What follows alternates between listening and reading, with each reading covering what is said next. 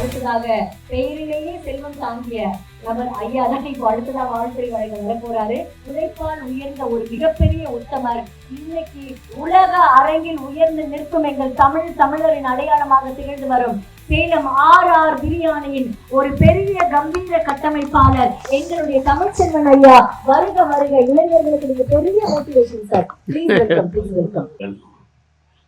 அன்பு கடந்த வணக்கங்கள், நன்றி கடந்த வணக்கங்கள், புத்தாண்டு வணக்கங்கள், நியோர் எல்லாம் சேர்ந்த நாள். இந்த நாள் நமக்கு நம்ம ஒரு பிறந்த நாளை கொண்டாடுவது போல இன்று நம்மளை எல்லாம் தாய் தந்திருந்து எப்படி வழிநடத்தி ஒரு மகிழ்ச்சி ஏற்படுத்தி கொடுப்பார்களோ, அன்னமிட்டு உடை கொடுத்து, அது போல இந்த மைதரையா நம்மளை எல்லாம் இன்றைக்கு உடை கொடுத்து உணவு கொடுக்கிற வாய்ப்பை எனக்கு கொடுத்து நம்மளை எல்லாம் ஒரு இடத்தில் அரவணைத்து இந்த புத்தாண்டை ஒரு கொண்டாட்டமாக நடத்தி கொண்டிருக்கும் நம்ம டாக்டர் ஹைதரையா அவர்களை வணங்கி வாழ்த்தி நன்றியுடன் என் உரையை தொடங்க இருக்கின்றேன். இந்த இடத்துக்கு நேற்றுக்கு என்னுடைய அணிகள் எல்லாம் அழைத்து வந்து மேனேஜ்மெண்ட்டை எந்த பாதையில வரணும், எப்படி வந்து சேரணும், எப்படி திட்டமிட்டு இதை நடத்தணும் அப்படிங்கறதெல்லாம் வகுப்பெடுத்து இரவு முழுவதும் நாங்கள் ஐயா கூட ஆலோசனை பண்ணி, ஐயாவும் வந்து சுற்றி இருக்கிற கிராமங்களை எல்லாம் அழைச்சிருக்கிறேன். இன்னும் எவ்வளவு பேர் வருவாங்க அப்படிங்கிற, எல்லாரும் சாப்பிடணும் அப்படின்னாரு. அதெல்லாம் இல்லையா, பாத்துக்கலாம். அவர் மனசை அறிந்தவன் இல்லையா. ஒரு மனிதர் கூட பழகும் போது உண்மையாகவே அவங்களை அறியணும். அவர் என்ன நினைப்பாரு, யாருக்கும் எந்த குறையும் இருந்துடக்கூடாது, சாப்பிடாம போயிடக்கூடாது, பத்தாம போயிடக்கூடாது. அந்த பொறுப்பை என்கிட்ட கொடுக்கும்போது அவர் மனசறிஞ்சு நம்ம பண்ணணும். அதை நான் தொழில ஜெயிக்க காரணமே என் வயிறு பசி நான் தள்ளுண்டியில தாங்கிக்குவேன். தட்டை தொலைஞ்சு சாப்பிடுவாங்க. 10வது பெண்மணிகள், கற்பரி பெண்மணிகள் 5 ரூபா வைக்கிற காலத்துல 1991 பிரியாணி, இட்லி 35 பைசா. என் பசி தாங்கிக்குவேன். 35 பைசா பக்கத்து கடையில 10 இட்லி தின்னா கூட 3000 ரூபா தான். இங்க 5 ரூபா பிரியாணி போயிடுமே, சாப்பிட மாட்டேன். ஆனா அந்த பெண்களோ பொறுமையில் இருக்கிறவங்களோ சாப்பிடும் போது ஒட்டா உள்ள உத்து பார்த்துட்டு, இன்னும் அரிசி வரணும், இஞ்சி பூண்டு வரணும், வெங்காயம் வரணும், தக்காளி வரணும், அந்த காசை எண்ணி பார்த்துக்குவேன். கொஞ்சம் மனசு தாங்காம கொஞ்சோண்டு சாப்பாடு எடுத்து வைப்பேன். அந்த மனசு இன்னைக்கு எனக்கு என்னை விட்டு அகலவே இல்லை. அதுதான் சொன்னாங்க, அதெல்லாம் குறையாதுன்னு. ஐயாவை பத்தி எத்தனையோ வரிகள்லாம் ஒப்பிட்டு பேசினாங்க. அவருக்கு கொடுக்க சுரந்துகிட்டே இருக்கும். எங்களுடைய வறுமையாளர் அம்மா இந்த அளவுக்கு பேசுவான்னு தெரியல, அந்த அளவுக்கு ஒவ்வொருத்தருடைய கருத்துக்களையும் உள்வாங்கி பேசுறாங்க. அவங்க கூட சொன்னாங்க, வற்றாத நீர் ஊற்று ஐயா. இவரு சொன்னார், நம்ம ஐயா கல்வி தந்தையாரா இருக்கக்கூடிய, அவருக்கு வத்தவே வத்தாது. ஒருத்தர் கொடுக்குற மனசு வந்துட்டா அது ஊறிக்கிட்டே இருக்கும்னு. எனக்கு இதையெல்லாம் தாண்டி ஒரு விஷயம் தான் ஞாபகத்துக்கு எங்க ஐயாவை பத்தி சொல்லணும்னா, மக்கனா அவங்க போக முடியல. சிலைஞர்லாம் அங்க ஒரு கிணறு இருக்கும், புனித கிணறு, வற்றவே வத்தாதான். அந்த கிணறு பேரு ஜம்ஜம் கிணறா, என் நினைவாற்றல் சரியாக.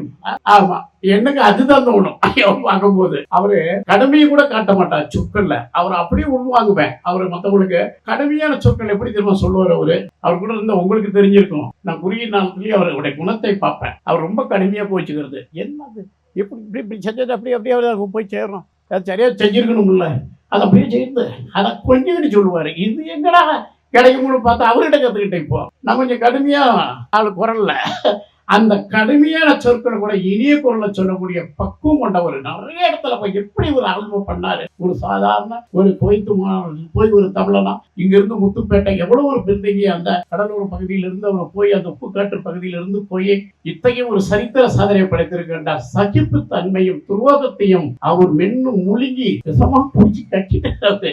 ஆமா, இல்லைன்னா இதெல்லாம் நடக்காதுங்க. உண்மையாக வெறுவரியில சொல்லிட்டு போயிடக்கூடிய விஷயம் இல்லை. அத்தகைய வாழ்க்கை நானும் பட்ட கஷ்டம். நான் எனக்கெல்லாம் இல்லாத ஒரு பொறுமை, ஒரு சைப்பு தன்மை, எதையும் பணிவா கையாள்வது ஆளுங்களை. எந்த ஒரு அதட்டலுமே இந்த இவ்வளவு வேலை நடந்திருக்கு. 3 மாசம் முன்னாடி நானும் ஐயாவும் தான் வந்தோம். சாப்பிட கூட இடம் இல்ல. இந்த வீடு கிடையாது, எதுவும் கிடையாது. இதெல்லாம் மேடா இருந்தது. இந்த இடமெல்லாம் 2 பேரும் போய் அங்க உட்காந்து சாப்பிட்டுட்டு இருக்கிறோம். இவரு உச்சத்துக்கு அதுலயும் சாப்பிடுறாரு, அந்த கொட்டாக்குள்ளேயே. எந்த ஒரு இது இல்ல. சாதாரண ஒரு சமையல்காரரு ஒரு ரசமாக்கி ஒரு படம் வச்சுக்கிட்டு நல்லா ருசிச்சு சாப்பிட்டு 2 பேரும் போறோம். அந்த எளிமை மிகுந்த பகுதியில் எத்தனை வேலைகள் பணிகள் நடந்திருக்குது.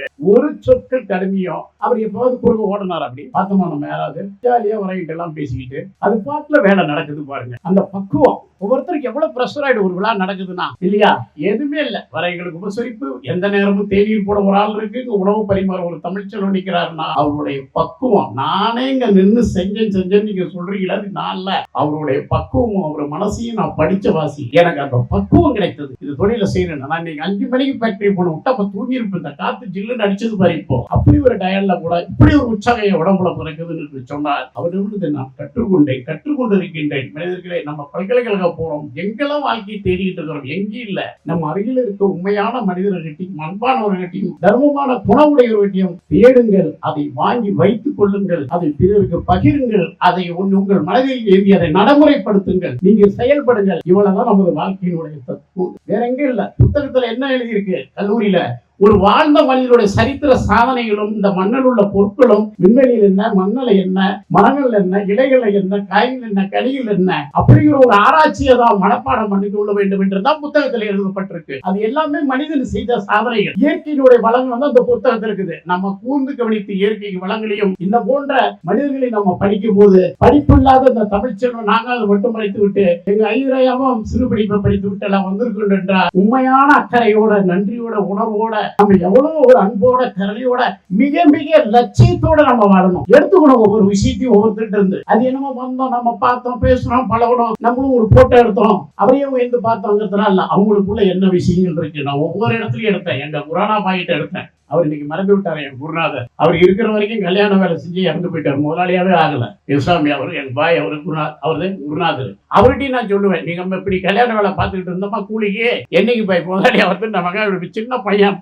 அப்படிலாம் அவர்கிட்ட இருக்கிற விஷயங்களை எடுத்து நான் அதை நவீனப்படுத்தி ஒரு சாதாரண தள்ளுவண்டியை போட்டு ஒரு வியாபாரியா மாறினேன்.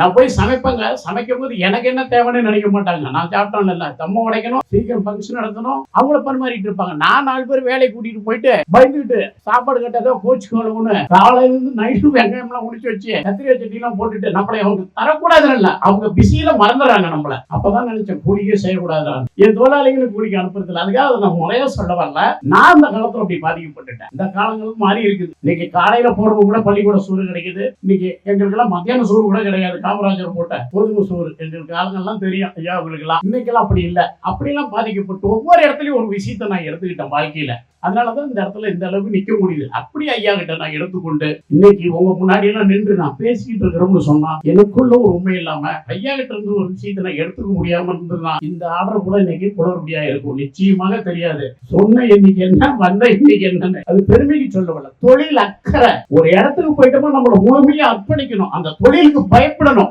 பயந்து செய்யணும். ஐயோ நம்ம இவ்வளவுதான் சொன்னாங்க, இலை காலி ஆகி போச்சு, இல்ல சாப்பாடு காலி ஆகி போச்சு, புளியும் ஏத்துக்க மாட்டேன். வரவங்களுக்கு எல்லாம் குறை இல்லாம அந்த இடத்த ஆழ்மை பண்ணுவேன். 250 பேர் இன்னைக்கு சொல்றாங்க. அப்ப இந்த பண்ணையில எவ்வளவு பேர் வேலை பார்த்துருப்பாங்க, அவங்க சொந்தங்கள் எத்தனை பேர் வருவாங்க, பண்ணை சார்ந்து பக்கத்து பகுதியில் இருக்கிறீங்க எத்தனை பேர் வருவாங்க, உங்களுடைய காரோட்டிகள் எத்தனை பேர் வருவாங்க, டிரைவருங்க வருவாங்க கூட. இங்க பணியாற்ற ஏன் கூட பணியாற்ற தொழிலாளி ஒரு 30 பேர் இருப்பான், பரிமாறக்கூடியவன். இதெல்லாம் ஒரு ஆர்டர் கொடுக்குறீங்க சொல்ல முடியாது, கணிக்க முடியாது. நம்ம பங்கனுக்கு வரைகளை சில பேர் கணிச்சிருவாங்க. ஆழ்மை வேண்டும் மனிதனுக்கு.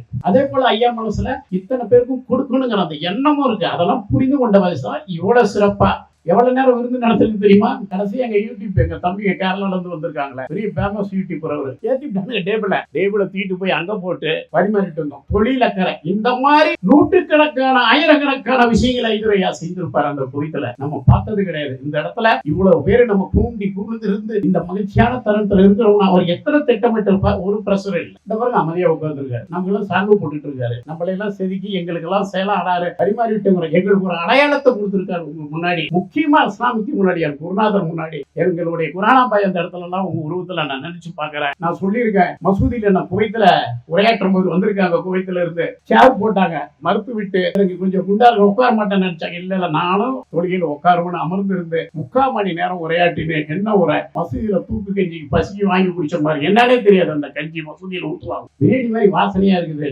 மறக்க முடியுமா நீங்க வளர்ந்த வேட்டி? மறுத்து பேச முடியுமா? இதயம் பசிக்குங்க. சக்கரை வச்சு உடச்சி வெள்ள வச்சு படைப்பாங்க. அந்த ஆத்தோரமா இருக்கிற அந்த அந்த மரத்துக்கடியில கடவுள் அந்த நினைக்கக்கூடிய சாத்துல படைப்பாங்க. அந்த எறும்பை ஓட்டி, அது கொஞ்ச நேரத்துல எறும்பு வந்துடும். அந்த எறும்பை ஓட்டி விட்டு அந்த பொட்டுக்கடையும் சக்கரையும் நான் எடுத்து சாப்பிட்டுருவேன். வயசு 5, 6, 1ஆவதோ 2ஆவதோ படிச்சுட்டு இருந்திருப்பேன். எப்படி மறக்கிறது பசிய? சொன்னாரு, ஒரே ரத்தமா ஓடுதுன்னு, எல்லாருக்கும் சிறப்பு ரத்தம்னு, சமமா இருப்போம்னு. அந்த சமத்துவத்தை ஒருபோதும் நான் நெஞ்சில துளியும் நினைக்காம இருக்கிறது கிடையாது. மனிதனா பிறந்தா இந்த மண்ணு கொடுத்து என்னைக்கும் சாப்பிடுறோம், இந்த மண்ணு நம்மளை எடுத்துக்குது, சொர்க்கங்கிறது நமக்கு ஒரு நம்பிக்கை இருந்தாலும் நல்லது, இல்லைனாலும் நல்ல இதயத்தோட தர்மத்தோட தர்ம குணத்தோட யாருக்கு என்னெல்லாம் செய்ய முடியும். எதிர்முனைக்கு எப்படி பயந்து வர, எதிர்முனைக்குன்னா என்ன, ஐயோ ஏதாவது குறையாயிடுமோ, உங்களுக்கு ஏதாவது பிரச்சனை வந்துருமோ, நம்ம ஏற்றுக்கொண்ட செயலுக்கு ஏதாவது தீங்கு வந்துருமோ, எடுத்துக்கொண்ட உழைப்புக்கு ஏதாவது தீங்கு வந்துருமோ, அந்த செயலை செதுக்குவதற்கு பயந்தமா நிச்சயமா நம்ம முன்னேற்றம் அடைஞ்சிருக்கோம். நிச்சயமா இதுலையா ஒவ்வொரு முறையும் அதை பயந்து பயந்து பயந்து எதிர்முனைக்கு பயந்து தன் தொழிலுக்கு பயந்து அந்த தர்ம குணத்துக்கு அவரை தன்னை அடியாக்கணும் வாசிதான். இப்படிதான் தொழிலதிபர்கள் உருவாகிறாங்க. தனக்கு என்ன கிடைக்கும்னு நினைச்சிருந்தா நிச்சயமா நடந்திருக்காது. தான் கல்லா நிறையன்னு நான் கூட வியாபாரம் பண்ணியிருந்தா நடக்காது. நான் பிரியாணி கொடுத்துட்டு வாயதான் பார்த்துட்டு இருப்பேன். என்ன சொல்ல போறாங்களோ, ருசியா இருக்கும்னு சொல்லுவாங்க. கல்லாவெல்லாம் பார்க்க தெரியாது. அவங்களுக்கு வயிற்றுக்கு 10 சொல்லிடுவாங்களோ, இவ்வளவுதானே நம்ம கொடுக்க முடியும். இந்த விலைக்கு நமக்கு அரிசி கோழிக்கறி வாங்கலாம், காசு வேணுமே, பெட்டமா சைட்டுக்கு மண்ணெண்ணெய் வாங்கணுமே, பயந்துட்டு நிற்போம். அப்படியே கல்லா நிறையிட்டுனா ஒரு நாள் இல்லை, மனசு நிறையன்னு பார்த்தேன். கல்லா தன்னால நிறைஞ்சு போச்சு. எங்க ஐதரையா கூட வாழ்க்கை கொடுத்தாங்க எனக்கு, அள்ளி கொடுத்த வாழ்க்கையை நீங்க. அதனால நம்ம எல்லாருமே ஒரு இடத்துல கூடுகிறோம், பழகுகின்றோம். இன்றைக்கு மனநிலை எப்படி இருக்கின்றது மனிதர்களிடையே பார்த்தா சொந்தங்கள் பட்டு கொண்டிருக்கிறது. பெரியம்மா சின்னம்மானா அப்படி உயிரா இருக்கும், மாமா தாய் மாமனா அப்படி இருக்கும். இன்னைக்கு பணமாங்கிற அளவுக்கு ஓரளவுக்கு மனிதனுடைய பாச நேசங்கள் கொஞ்சம் குறைஞ்சு போச்சோங்கிற எனக்கெல்லாம் உண்மையிலேயே அது வருத்தமா இருக்கு. அது வல்ல நம்ம அன்புக்குரியவர்கள், பண்புக்குரியவர்கள், தர்மத்துக்குரியவர்கள் என்று ஐதரையா அந்த நேரத்துல நம்மளை எல்லாம் கூடி வச்சிருக்கிறார். அவருடைய தலைமையில் இந்த உறுதிமொழி எடுப்போம். நம்ம இதயங்கள் எந்த கணமும் இல்லை என்றால் நமக்கு எந்த நோயுமே இல்லை. இது வரைக்கும் நான் வாக்கியம் கூட போனது கிடையாது. இன்னமும் பிரியாணி தான் சாப்பிட்டு இருக்கிறோம். ஆமா, ஏன்னா மனசுல எதுவுமே இல்லை. எந்த இடத்துலயும் என்னை மறைச்சிக்க மாட்டேன், எந்த இடத்துலயும் ஒளிமறைவு கிடையாது, எந்த இடத்துலயும் ஒரு பொய் இருக்காது. இந்த வட்டா ஏத்திட்டு இருக்கும்போது கூட சொல்றேன், அதுல என்னென்ன மீதி இருக்குது அதெல்லாம் கொண்டு போய் தேவையான கேட்டுட்டு அதை வச்சுட்டு போங்க, பட் நாளைக்கு கூட எடுத்துக்கலாம். இது இந்த இடத்துல மட்டும் இல்லைங்க, இந்த 40 வருஷமா அந்த கடைகள் இப்படிதான் நடத்திட்டு இருந்தேன். அமெரிக்கால எங்க ஐயாவை தலைமையில குவைத்துல அவருடைய வாழ்க்கையெல்லாம் பெற்று நீங்க யாழ்ப்பாணம், சிங்கப்பூர், மலேசியான்னு வந்து நிக்கிறோம்னு சொன்னா அந்த தர்மம், அந்த தொழிலுக்கு பயந்த குணம், மனிதனுக்கு நன்றி உணர்வோட நம்ம இருக்கணும். எங்க ஐயாவுக்கு ஏன் நன்றியா இருக்கணும்னு நான் நினைப்பேன். எனக்கு ஒரு அவ்வளவு பெரிய இன்னல் ஏற்பட்டது. எனக்கு குவைத்துல என் கூட போன சம்பந்தி என் உடைய மறைஞ்சிட்டாரு. ஐயா நிகழ்ச்சிக்கு போயிருக்கேன், மறைஞ்சிட்டாரு. நிகழ்ச்சி நடந்தாகணும், மறுநாள திடீர்னு மறைஞ்சிட்டாரு. அனைத்து தூக்கி போட்டு இந்த அமீர்ஷா இருக்காரு, என் கூடிய நைட் எல்லாம் எனக்கு காவலுக்கு போட்டுட்டாரு. அவருடைய அத்தனுடைய அந்த குவைத்தினுடைய உழைப்பையும் உழைக்கி விட்டு மறுநாளே அவரை கொண்டு வந்து எனக்கு சென்னையில எங்க இல்லத்துல சேர்த்தாரு. மத்த எல்லாருமே ஒர்க் பண்றாங்க. அந்த பணிக்கு விழாக்கு ஒர்க் பண்ணிக்கிட்டு இருந்தவங்க அவ்வளவு பேருமே என் பக்கம் திரும்புறாங்க. என்னை பார்த்துக்கிறவெல்லாம் ஆளு.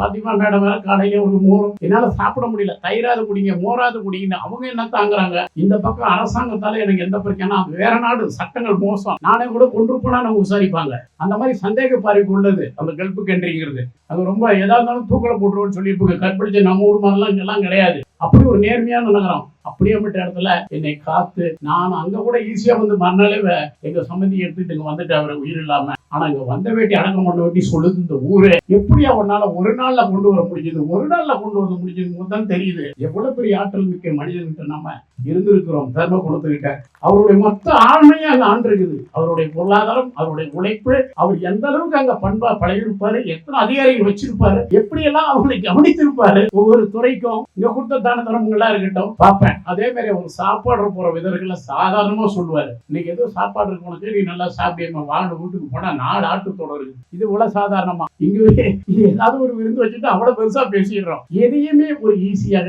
இன்னலாக எடுத்துக்கூடிய மனப்பக்குவம் அவர்கிட்ட இருக்கிறது. அதை நான் எடுத்துக்கிட்டேன். இந்த தருணத்துல எதையுமே செம்ம செழிப்பியோட செய்யும்போது நமக்கு புகழன் சொல்லும் தன்னால வந்து சேர்றதுக்கு இன்னொரு உதாரணம் போஸ் சீரிஸ் இருக்கா. அதான் இதெல்லாம் அழகுபடுத்தினவர். அவர் எப்படி தெரியுமா, இன்ஜினியர் தான் உள்ள இருப்பாரு. எங்க ஐயா ஒரு தொழிலாளி. அவர் பணம் கொடுத்தா வேலை செய்யும் அப்படின்னு இருக்கலாம். நேற்றுலாம் சொல்லிக்கிட்டே வர்றாரு. நானா ஏவம் பண்ணையெல்லாம் அப்படி பார்த்துட்டு வரும்போது இந்த போஸ் இன்ஜினியரை பத்தி சொல்றாரு பாருங்க. என்ன மனுஷங்க அவரு, சூப்பருங்க. எடுத்ததும் அப்படி பண்ணிட்டாரு. அப்படி பண்ணி நம்ம என்ன எவ்வளோடா பணம் கொடுத்தோம், என்ன குறை வந்தது, இந்த பணத்துக்கு ஏன் இவ்வளவு செய்யல, இந்த வேலை இப்படி செஞ்சிருக்கணுமேங்கிற ஒரு குறை வரும். அந்த இளைஞனும் கூட அவர் ஊக்கப்படுத்துற விதத்தை பார்த்து அதே கத்துக்கிட்டேன். இனிமே பணம் கொடுத்துட்டா கேள்வியே கேட்கக்கூடாதான் எதுவும் இருக்குது. அந்த குணம் கொஞ்சம் இன்னும் கொஞ்சம் எக்ஸ்ட்ரா கத்துக்கிட்டேன். அப்படி ஒவ்வொரு மனிதன் அன்பு பண்ண. அப்படி போசுகிட்ட நான் பார்த்த விஷயம் என்னன்னா, நானுங்க வந்துட்டு போயிட்டு தான் இருக்கிறேன். இந்த பகுதியில வரும்போதெல்லாம் நம்ம சொந்த இடம் தான். ஐயா என்ன கேட்க போறப்போ அதெல்லாம் பறிச்சு சாப்பிட்டு நான் சொன்ன நெல்லிக்காய் என்னையும் அப்படியே தான். நான் போய் நாப்பழத்தை அப்படியே செடியோட சாப்பிட்டேன். எனக்கு ஒரு ஆசை, ஆமா இன்னைக்கு நான் பார்க்க போறேன் அப்படின்னு. அப்போ மாம்பழம் இருந்தது, செடியோட கடிச்சு சாப்பிடுறது, வீடியோ எடுத்துக்கிறது எதுவுமே ஒரு இதயத்துல கிடையாது. இவர் தான் மாங்காய் பறிச்சு போட்டா மரத்துல கட்டி போட்டு அடிச்ச கதையெல்லாம் கேட்டிருப்போம். ஒரு ராணுவ அதிகாரி மெட்ராஸ்ல ஒரு பையன் மாங்காய் பறிச்சு துப்பாக்கிலே சுட்டு விட்டானே, குழந்தை செத்து போச்சுங்க.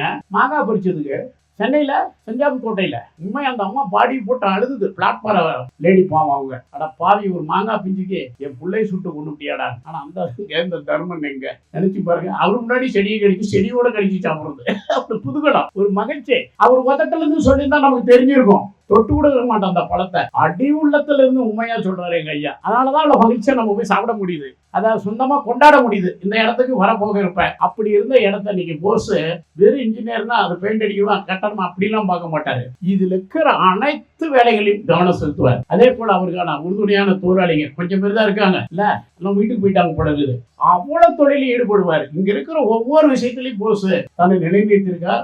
ஆனா அதுக்கு மேல அவர் தன்னை நிலைநிறுத்திருக்காரு எங்க ஐயாவோட இதயத்துல. எங்க ஐயா சொல்றாரு, ஏதாவது வேணும் தான் போஸ் கொடுக்குறேன், நான் ஒரு உறுதிமொழி கொடுக்குறேன் ஐயாவுக்கு. போஸ் நீங்க உங்ககிட்ட இருந்து இடத்துல இருந்து எடுக்க முடியாது. ஏன்னா இதுல அவ்வளவு விஷயங்கள் வரப்போது போஸுக்கு நேரம் இல்லாத அளவுக்கு உங்க இடத்துலயே தான் இருக்க போறாரு. இதுதான் உண்மை. இந்த தோட்டங்கிறது எப்படின்னா அது நம்மளை இழுத்துக்கிட்டே இருக்கும். அது ரசனையும் கலையும் உண்மையும் தர்மமும் வாழணும்னு நினைக்கிற எங்க ஐயா உள்ளத்துக்கு இது சாதாரணமா இப்படி எல்லாம் அடங்கிறாது. இது அவர் சொன்னார்ல, எங்க ஐயா பல்கலைக்கழகமே வரதுக்கு அடித்தளம் போட்டிருக்கான்னு அம்மா சொன்னாங்களே தெரியலம்மா. நிச்சயமா இது மிகப்பெரிய ஒரு இடத்துலதான் போய் இது முடியும். போஸுக்கு நேரமே இருக்காது. இது ஐயாவோட இதயத்துல நின்று விட்ட இந்த வேர்கள் எல்லாம் தனி வேர்களாக மரங்களுக்கு, தென்னை மரத்துக்கு ஒரு, மாமரத்துக்கு ஒரு வேறு, நம்ம செம்மரத்துக்கு ஒரு வேறு, நெல்லிக்கனிக்கு ஒரு வேறாக இருந்தாலும் உனக்கு மொத்த வேறாக ஐயா இருக்கிறார் இன்னைக்கு உனக்கு. போஸ் அவர்களே, உங்க வாழ்க்கையில இனிமே நீங்க சாதாரண போஸ் இல்ல, போஸுக்கு போஸ்.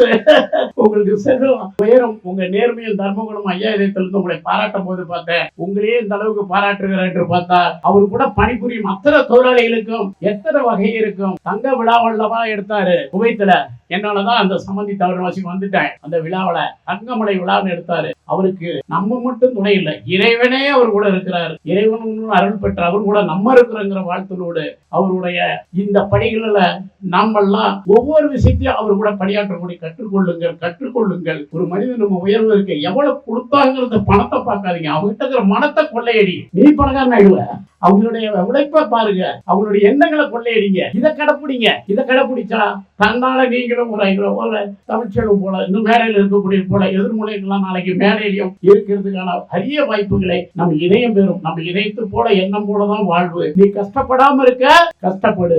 உண்மையாகவே உண்மையாரு. அதான் நான் சொல்லுவேன். நேரம் பார்த்து வேலை பார்க்காத, வேலையை முடிச்சிட்டு நேரத்தை பாரு, நீ உயர்வாய். அடிப்படையில் இருக்கிறவங்களுக்கு நான் சொல்லுவேன். ஆமா, இதுதான் தாரக மந்திரம். நஞ்சில்லாத உணவு, கடன் இல்லாத வாழ்வு, நோய் இல்லாத உடம்பு, பெரும் செல்வம். எங்க ஐயா நல்லா சாப்பிட்டாரு மட்டன், பெரும் மகிழ்ச்சி, நல்லா இருக்காருன்னு பொருள். கொஞ்சம் பீஸோட ரைஸ்னா கொஞ்சம் சரியில் உடலின் பொருள் பரிமாற போகுது. அந்த ஆரோக்கியத்தை ஐயாவிலிருந்து நம்மளும் பகிர்ந்துக்குவோம். அவருடைய உண்மையான இதயத்துக்கு நம்மளாம் உறுதுணையாக இருப்போம். அதே போல எங்களையெல்லாம் வழி நடத்தி கொண்டு எங்க ராஜா சிஓ சார் வந்திருக்காரு. இன்னைக்கு ரொம்ப பெரும் பணியில இருக்காரு. மஞ்சப்பைங்கிற கசாப் கடையெல்லாம் ஓபன் பண்ணிக்கிட்டு இன்னைக்கு நகரெங்கும் எங்களை எல்லாம் அழைத்து போய் அழகுபடுத்தி கொண்டிருக்கிறார் ராஜா சாரு. எனக்காக நேற்றிலிருந்து இன்றையிலிருந்து கிச்சன்ல பாடுபட்ட என் அன்பு தொழிலாளிகளுக்கு நன்றியை கூறி, இங்கு பாடுபட்ட அவர்களுக்கு நன்றிகளை கூறி, என்ன இந்த ஆடை நல்லா பண்ணிடுவேன்னு நம்பி எங்க ஐயாவுக்கு மேல எங்க பாத்திமா மேல என் மேல நம்பிக்கை வச்சாங்க. இந்த காட்டுக்குள்ள ஒரு பண்ணிட்டு வரேன், அவங்களுக்கு ஒரு நன்றி கூடி. பயம் அவங்களுக்கு. இன்னைக்கு சாதாரணமா இருக்க மேடம், எல்லாம் நான் பாத்துக்குவேன். இன்னைக்கு கூட நான் கொண்டு வந்து வாட்டர் பாட்டில் மீதியை இங்க டேபிளுக்கு இது பாருங்க. என் கணிப்பு எவ்வளவு பேர் வருவாங்க, எவ்வளவு ஒரு வாட்டர் பாட்டில் எடுப்பாங்க. ஒரு தொழிலை செய்யும் போது பற்றாக்குறை இருக்கக்கூடாதுன்னா இதயத்துல நமக்கு எந்த கொடுக்கணுங்கிற எண்ணத்தை நோக்கி நம்ம நினைக்கப்பட ஆண்டவனுடைய பார்வையில, இறைவனுடைய பார்வையில நம்ம இருப்போம் என்று கூறி, எனக்கு இந்த இடத்துல தேவையெல்லாம் எப்பவுமே இது பிறர் இடம் இல்ல, நம்ம எல்லோரும் இதயத்திலும் இது நம்ம இடம். அப்படிதான் இதுல நம்முடைய கூறுவார். அந்த வாழ்த்துகளோடு உங்க வாழ்த்துகளோடு எல்லாம் என் வாழ்த்துக்களை அர்ப்பணித்து நேரத்திலிருந்து என்னுடைய ஸ்டுடியோ RR தமிழ் ஷூட் பண்ணிட்டு இருக்கிற அன்பு குழந்தைகளை பாராட்டி, என் தொழிலாளிகளை மீண்டும் பாராட்டி, இந்த சிறு அன்பை எனக்கு கொடுத்து நான் உணவு செலுத்துகிற எங்கள் நெறியாளர்களும் நீங்களும் ஒவ்வொருத்தரும் சாப்பிடும் போதெல்லாம் என்னை கொண்டாடிய உங்களை எல்லாம் உங்க பாதங்களுக்கு, அன்பு முத்தங்களுக்கும், உங்க கரங்களுக்கு என் நன்றியை தெரிவித்து, எங்க ஐயாவோட இதயமே என் வழிநடத்தல், அவர்களுடைய வழிநடத்தல் தோன்றில் காரணமாக அவரை நான் படித்துக் கொண்டே இருப்பேன் என்று கூறி விடைபெறுகின்றேன். நன்றி, வாழ்த்துக்கள். நடனம் புரியிருக்கும் கலைஞர்களுக்கும், கேமரா ஷூட் பண்ணி இருக்கக்கூடியவர்களுக்கும், மற்ற அனைத்து தொழிலாளர்களுக்கும் வாழ்த்துக்களின் நன்றியை சொல்லி விடைபெறுகின்றேன். நன்றி, நன்றி, வணக்கம். ஊடக செய்திகள் யாவும் உடனுக்குடன் தெரிந்து கொள்ள RR தமிழில் கண்டு களியுங்கள்.